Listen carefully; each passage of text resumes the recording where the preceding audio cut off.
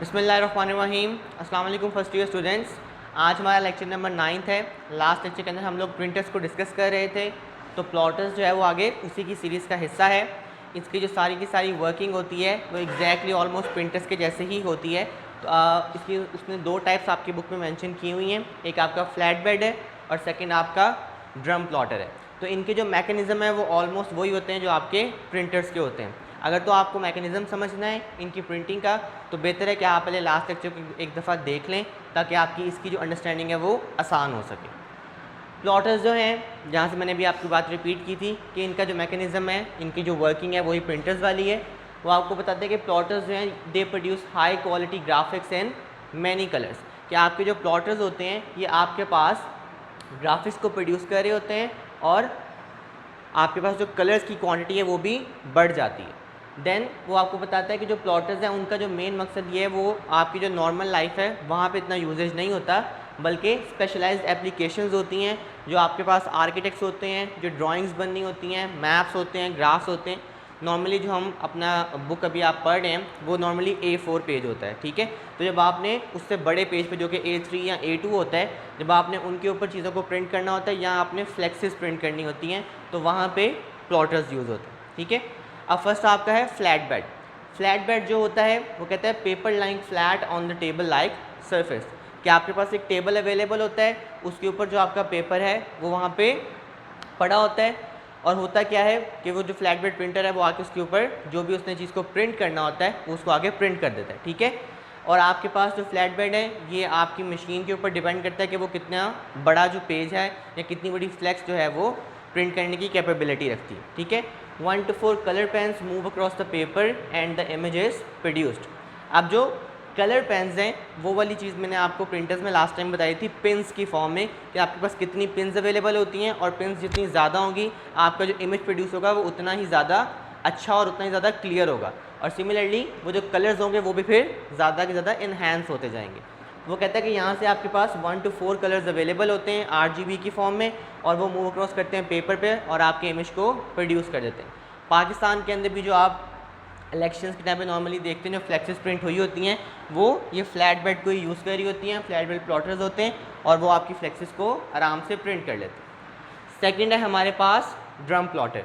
अब इसका मैकेनिज्म उससे थोड़ा सा चेंज है और बात उनके नाम में ही जाहिर है। फ्लैट बेड में जो आपका पेज है वो सिंपल फ्लैट फॉर्म में पड़ा होता है। ड्रम में जो आपका पेज है वो रोल कर सकता है, ठीक है। तो paper is mounted over a drum. आपका जो पेपर है वो एक ड्रम के ऊपर उन्होंने रोल करके रखा होता है बिल्कुल एक नलकी की फॉर्म में, धागे की फॉर्म में।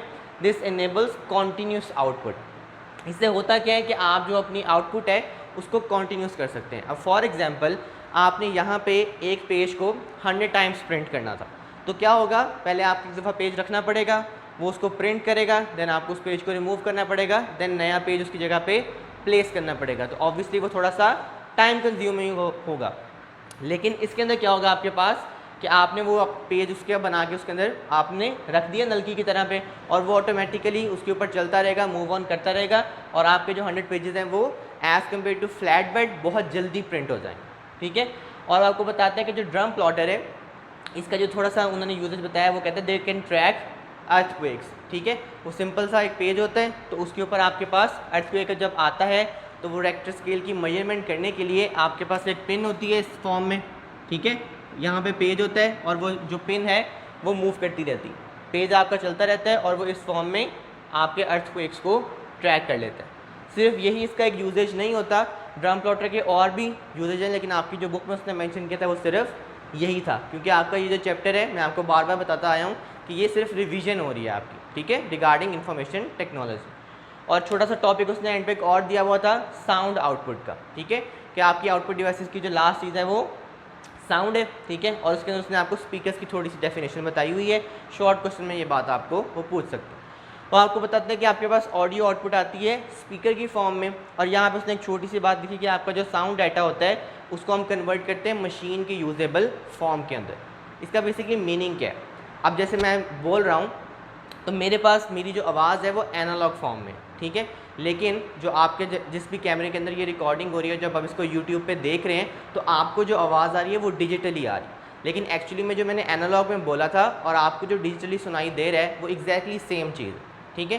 तो हमारी जो मशीन है वो करती क्या है कि मेरी एनालॉग आवाज़ को, मेरे साउंड डाटा को उस फॉर्म में कन्वर्ट करती है जो कि मशीन यूजेबल फॉर्म में हो जाए। जब वो डिजिटली कन्वर्ट हो जाता है तो डिजिटली कन्वर्ट होने के बाद वो उसको सेव कर लेती है, और फिर जब आपने ये वीडियो देखनी है तो वो मेरे डिजिटल साउंड को, जो कि बिट्स की फॉर्म में उसने सेव कर लिया है, बाइनरी फॉर्म में, ज़ीरोज़ और वन की फॉर्म में, वो उसको दोबारा से एनालॉग में कन्वर्ट कर देता है आपके सुनने के लिए।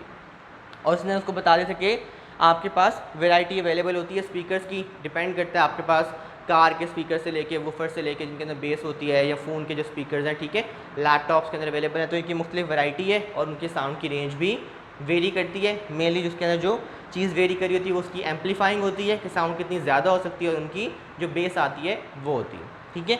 तो यहाँ पे आज हमारा जो आउटपुट डिवाइसेस हैं वो वाइंड अप हो रही हैं।